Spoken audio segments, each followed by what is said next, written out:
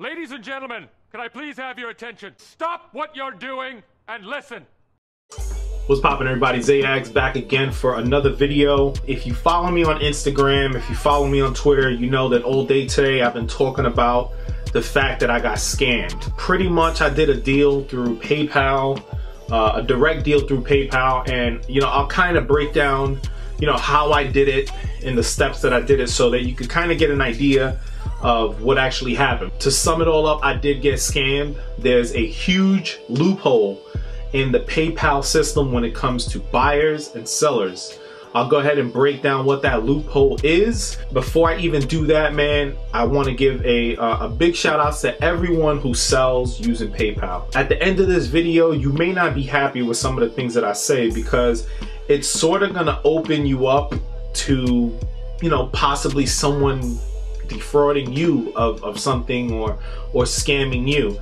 And there's gonna be other people that say, well, why are you talking about it? You're gonna give people ideas and stuff like that. Why would I keep it secret? Like, I just got scammed, and I got scammed out of $650. So why would I want to keep that a secret? Why would I want what happened to me to happen to someone else? And in order for me to stop it from happening to someone else, I gotta shed light on it. I gotta really put it under the microscope so you can see what it is. Before I continue, because the video might get a little longer, if you're a seller and you use PayPal to sell shoes, one of the first things I would advise you is to never, ever, ever keep money in the PayPal account. If you don't know this, you really need to look up this information because PayPal can actually freeze your account for up to 6 months. If for a seller, it's not really safe, man. It's more safe for a buyer than it is an actual seller. So if you're a seller and you're watching this video, I would highly suggest you empty out that PayPal, take all the money out. When you do transactions, do it and eject your money quickly. Should something happen, like what happened to me, and you get scammed, you don't want to pay that. Like, I'm gonna keep it honest with you. I got scammed today for $650. My PayPal eventually will read negative $650, and quite honestly, PayPal could take that and shove it up their ass, because I'm not paying them $650 for helping some dude scam me. First and foremost, Marcus Moore is the name of the individual that scammed me. If you're looking for any other information, I put his shit out there. You can check my Instagram. If you follow me on Instagram, his information is out there. I'm also going to be taking this a step further. I don't want to say what I will be doing. You can rest assured I'm not gonna have no goons running up over there, and because who even knows? He's been texting me back and forth, talking real slick and this, that, and the third. He even said that the name that he used on PayPal was fake and the address that he used on PayPal is fake, but you received the package, which means that even if it's fake, even if you scamming using someone else's identity, you close to where that's at. You could be the neighbor across the hall that's just watching all day for packages to come and snatching shit off of people's front doors. Regardless of the fact, I plan to take this a step further. I'll keep y'all updated as I take each step that I do. I don't want to reveal the steps because I don't want to put my shit out there just yet. I want to see how it goes. Mr. Moore contacted me via eBay. He saw a post of mine up on eBay for these, the Shanghai Shen 5s, and he told me that he was interested in actually getting the product.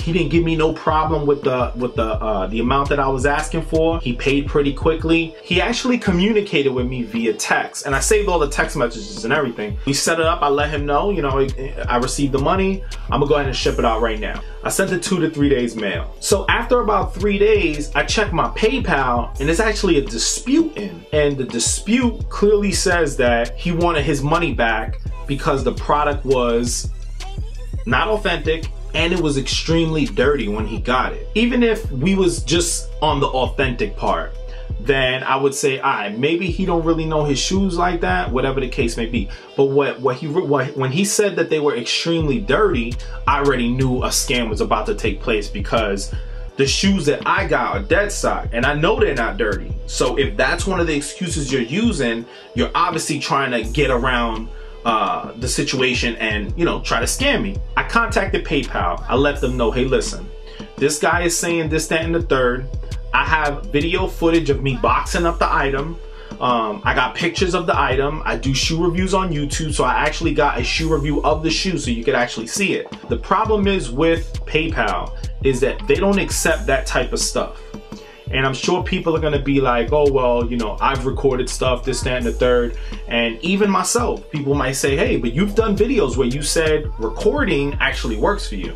The only thing that I can say is that in those events and those videos, I was the buyer. I wasn't the seller, and I clearly won every one of them. One of the things to me is that PayPal's more engineered for the buyer.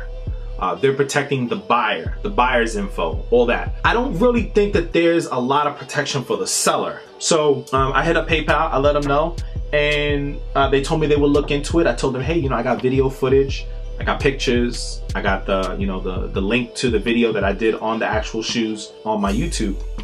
And they told me that they don't use that type of info. They don't use video and they don't use photos because in today's times, you can edit that stuff and you can Photoshop and stuff of that nature. So I'm just like, damn, like, that's crazy. Like, I never knew that. Like, all these times I've done videos before, it's actually shown to kind of help me in a way. So now it's not really helping me. Again, in this scenario, I'm the seller, not the buyer. So they said that they would investigate. They had already said that they were gonna give him back his money and that he had to send the product back to me. And I let them know, like, you know, I already know how this is gonna play out. Either he's gonna totally switch the shoes around, or he's gonna send me some stupid shit like all the times you see on Instagram where people send bricks back, or they send you know, an empty shoebox or a shoe that's not even the shoe that you sent them. So I said, I know that that's what's gonna happen. Like, I'm telling you, I'm predicting it. This is exactly what's gonna happen.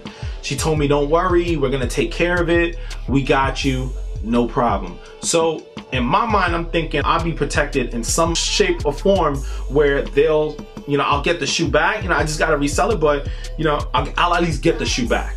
Today comes and I go to the post box with TSGK, and as she's walking to the car, if you watch in the last vlog, she's walking towards the car and I see the box. So I knew it was my box because I'm the only one that I've seen that uses that type of box. So the box gets there and I open it up immediately. So I sent him this, which is the Shanghai Shen 5s, right? He sent me this, which is a knockoff version, a replica version of the Shanghai 5s. I don't know if the camera's picking it up, but I promise you they're clearly different when you're actually holding them in hand. The Durabuck Nubuck is not the same. The eyelids are not the same. You can see the tongue right there. See how thin the tongue is? It's not even 3M. That's a 3M tongue. On the back, the Jumpmans are not the same.